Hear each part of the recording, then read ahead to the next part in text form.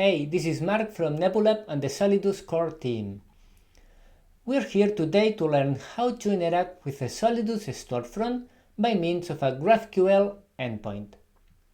If you need to build a GraphQL client-side application to interact with the data of a Solidus installation, this video will help you get familiar with the main flows you'll need to implement.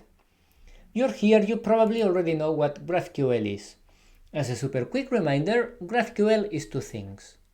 On the one hand, it's a specification of a query language. On the other hand, it's a server-side runtime implementation to understand and respond to those queries. Not a surprise, we're going to use the Ruby implementation, and we're going to do so thanks to the GraphQL extension that Solidus provides. To do so, we're also going to lean on a GraphQL Playground we have available at this site. However, we're going to use a local copy of it so that we can also interact with a local copy of Solidus. This playground is nothing else than an installation of the Altair GraphQL client. You can check their docs for all the features it supports. So we're going to go through a series of steps. To begin with, we'll create a fresh new Rails application, and then we'll add Solidus into it. Then we'll add the GraphQL extension to add GraphQL superpowers to it. And lastly, we'll learn about some queries and mutations. So, without further delay, let's dive in. Let's begin by creating a new Rails application in this directory. We can skip JavaScript altogether. And as a database engine, we're going to use PostgreSQL. Let's pause the video for a second. Let's check now that everything is working as expected by firing up the server.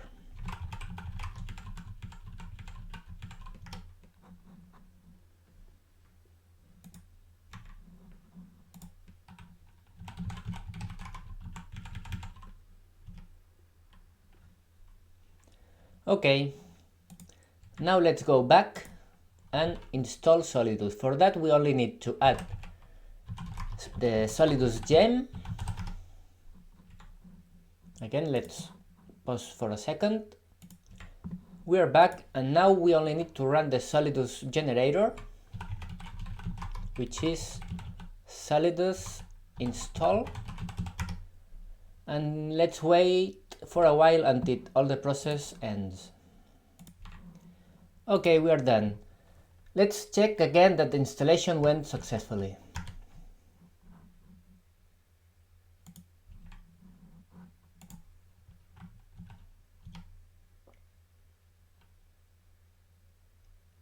And here we have our new Solidus application.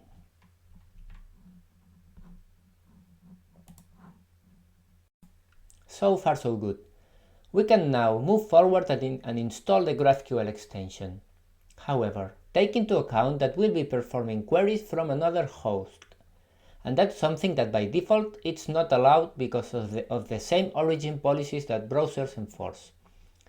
To overcome that issue, we can use the rag course gem, which allows us to configure the so-called course policies or cross-origin resource sharing. To configure that, we need to add an initializer with this information, which we'll be tweaking for our purposes.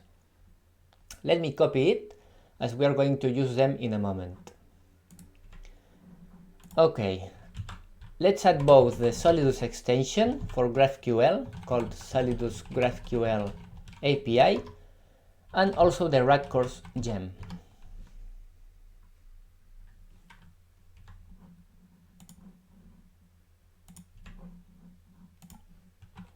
Let's create an initializer. For instance, let's call it course.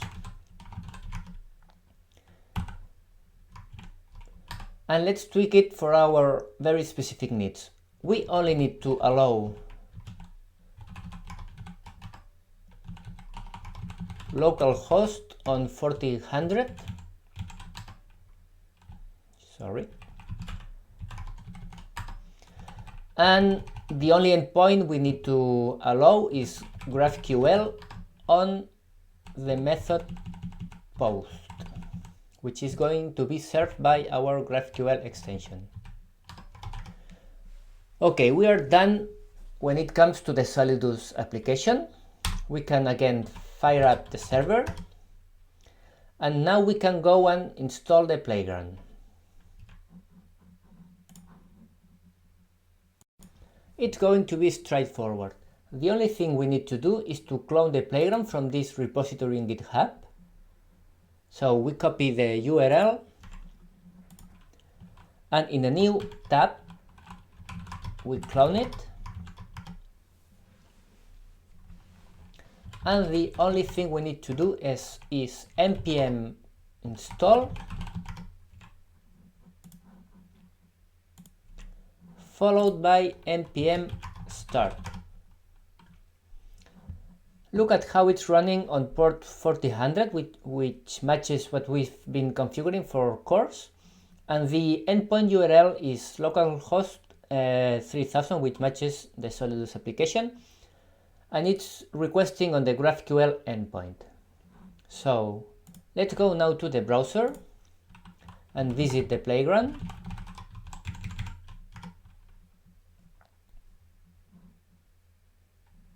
And let's check that everything is typed correctly by running this simple query, which is going to return the name of our store. Okay, it's working. Perfect. Let's move forward. It's time to learn about some queries and mutations. To do so, we're going to go through all the checkout process for a guest user. That's going to give us a good sense of what we'll need to implement in an actual store.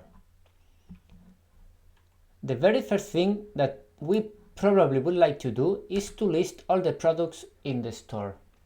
Here we are naming our query, which is a good practice if we consider the client side and that maybe we need to debug something at some point. The style of pagination that the GraphQL extension uses is a so-called cursor-based pagination. It's a style of pagination very well suited for infinite scrolling user interfaces like Facebook or Pinterest, and it's a very good one when it comes to performance and avoiding skipping data. In this type of pagination, every item gets a unique cursor, so here we are requesting the nCursor field, which is going to return the cursor that in this case corresponds to the Solidus hoodie zip. We can use it again in the next query to fetch the 5 next resources following the Solidus hoodie zip.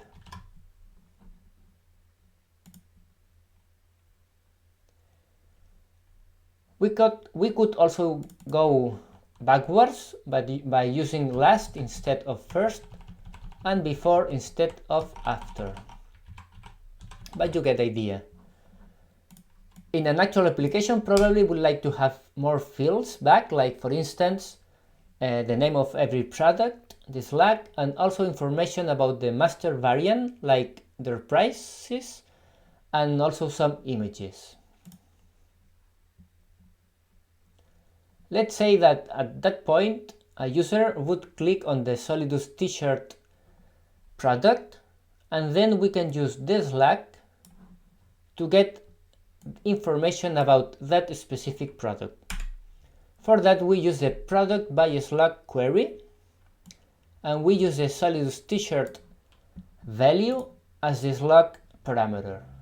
In this case, we want to have more information back, so we ask, for instance, for the description and all its variants with their prices and, very importantly, their option values and type, which in this case, as we are talking about a shirt, is going to be about color and sizes. Let's perform the query. Okay, and notice, for instance, that here we have the variant which corresponds to the small and blue shirt. And this is the ID of the variant. So let's say that the user wants to add that variant to the cart. The very first thing that we need to do is to initialize an order. For that we use the create order mutation. That's our first mutation. It's going to give back an order, and it's very important that we request its guest token. We're going to use it so that we can recognize all the requests are as coming from the same user. Also notice here we are asking for the errors field and with its path and message, which is going to help in case we have some error on the server. Okay, let's perform the query. Notice how the order is in the cart state, and then we need to copy the guest token and put it as the header of a header called x_spree order token.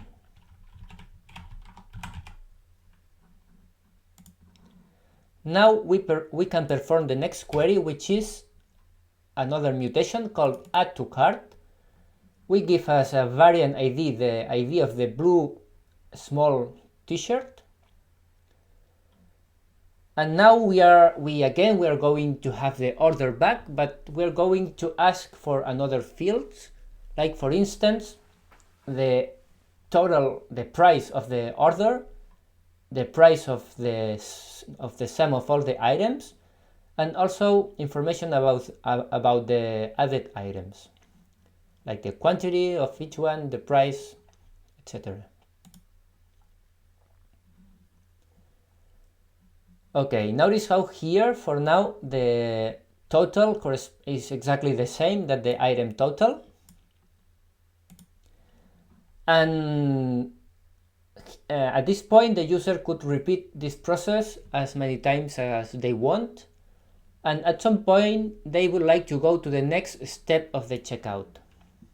For that we need to use the next checkout state mutation. Let's run it. We're asking again for the state of the order, and look now how it changed from cart to address. It means that the server is ready to receive the information about the address of that order. The very first piece of information we need to submit is the email corresponding to that order. For that we use the set order email mutation, and we give the value within the input email parameter. We can see here that it's been retrieved correctly.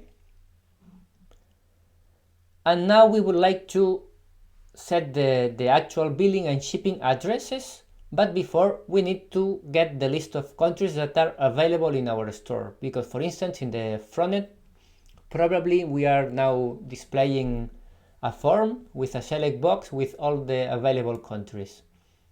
For that we can use the countries query, and we just need to require the country ID and name. Let's say that the user is interested in having the t-shirt sent to the United States. We copy the ID, and then we can use that ID to request all the states of the United States. For that we use the generic query node. We provide the ID of the country, and we pattern match on the country type, and for that we request the states with each name and ID and name. This is a polymorphic query, which is a feature that GraphQL has. And in this case, as we said, we need to pattern match on country to get information that we are interested. For instance, let's say that we want to send it to California. Then we will need to copy again its ID. And finally, we can submit the actual billing and shipping address information. Here we're giving the country ID, the state ID, and all the other information like the name, address, city.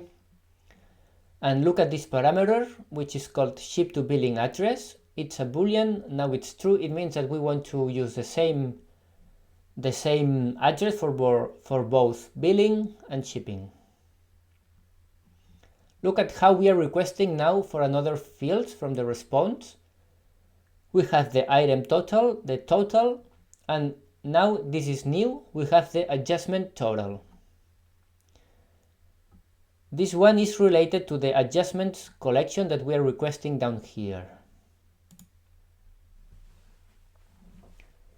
Okay, notice how now the item total is no longer the same that the total of the order.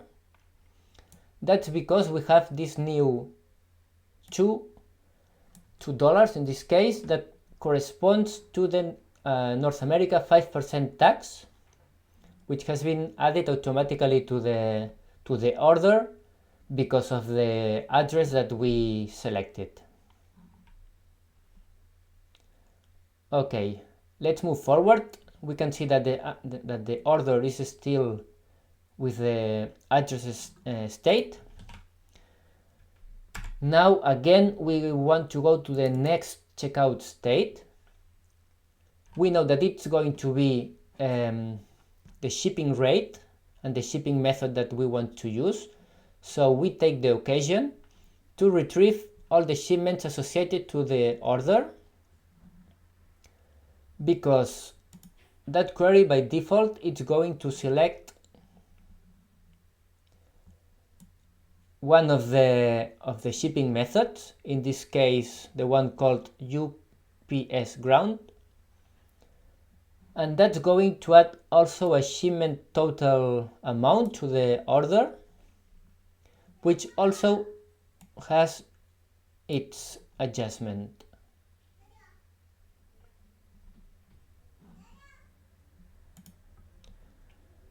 But maybe our user wants to select another shipping method.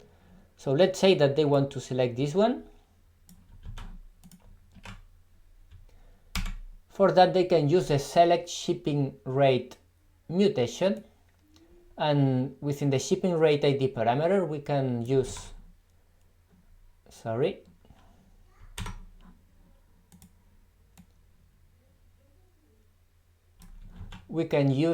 the ID of the one that we're interested in. And look at how it has changed now the selected shipping rate, and now it's no longer this one, and instead now it's this one. Okay, the state, it's now delivery. We didn't talk about that, but you can see it here. And now again we want to go forward with the process. Next checkout state, it's going to be payments. So we are going to take the occasion and retrieve the available payment methods. Here we are only requesting the total. We've forgotten about the item total, shipment total, etc. And we have two available payment methods for that. We're going to use the bogus payment gateway, which is the same that an actual credit card payment method, but where we can use a fake credit card. We need to copy the ID of the payment method,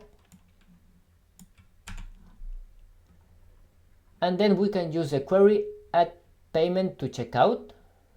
As we said, we need to give the payment method ID, and then every payment method needs a source field which is polymorphic. In this case we need to provide the number of the card, the name, the expiry date, and a verification value.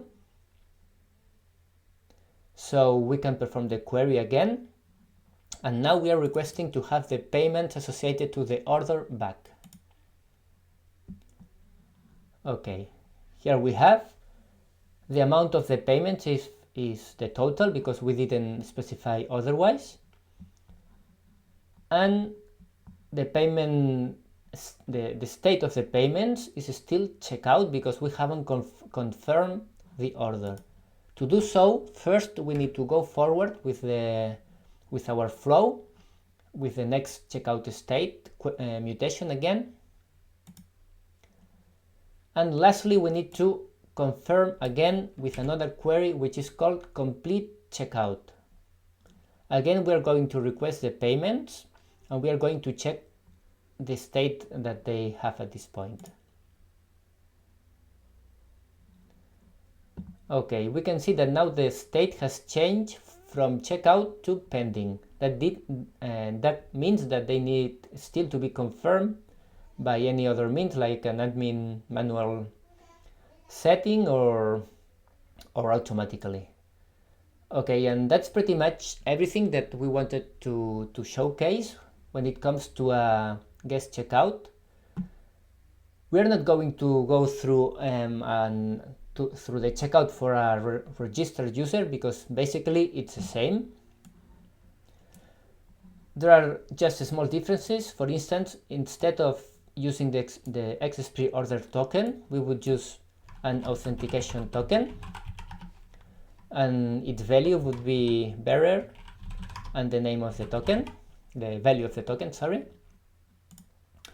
And then usually we would have some information already available, like their address, their email. So for instance, we could take advantage of the advanced checkout query. We have it already here, which would allow us to go straight away from the cart to the payment step. But nothing stops us to anyway run any other query like select shipping method or whatever. Okay, and that's been all. Thanks for watching. Please, if you have any question, don't hesitate, and you can stop by in our Solidus repository and open a discussion, or you can reach us on Slack. Thanks again, and see you another time. Bye bye.